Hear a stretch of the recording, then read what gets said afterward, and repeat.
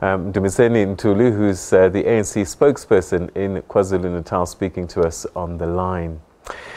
Now, former Finance Minister Pravin Gordhan and his deputy Mcebisi Jonas have warned that the continued theft of state resources will plunge the country into an economic disaster. The pair addressed students at the University of Johannesburg in a seminar on state capture this afternoon.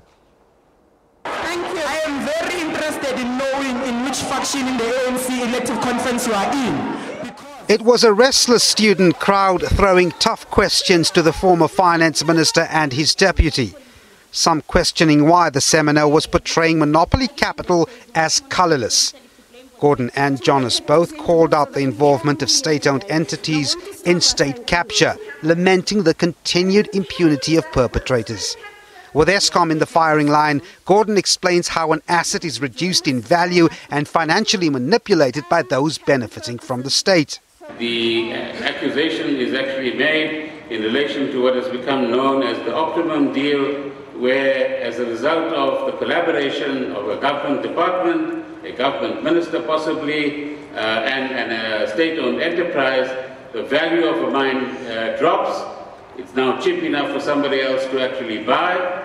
But as we heard the other day, it's not just cheap enough to buy. You actually have a state-owned entity through its chief financial officer, in this case Mr. Singh, actually offering a guarantee to those who would want to borrow money in order to buy the mine. Now, can you imagine? The former Treasury bosses gave their take on how state capture is executed as SOE boards are compromised and institutions are weakened. You cannot have state capture if state institutions are strong. So the first thing that you have to do to achieve this notion of state capture is to ensure that you weaken state institutions. And that's probably the second element of this. The last element is it produces highly racialized politics. And there was a warning that the economy is at grave risk if South Africans and politicians remain on the fence while state capture unfolds. Now is the time to make a decision about where you stand.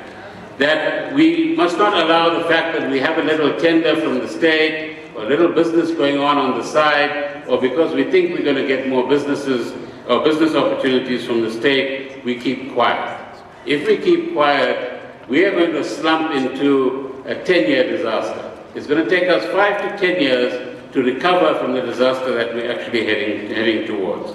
Jonas ended his address by saying if radical economic transformation is only driven by increasing black ownership, it will not reduce inequality. Gordhan and Jonas were removed from their posts in an abrupt cabinet reshuffle in March. Devin Murrigan, SABC News, Johannesburg.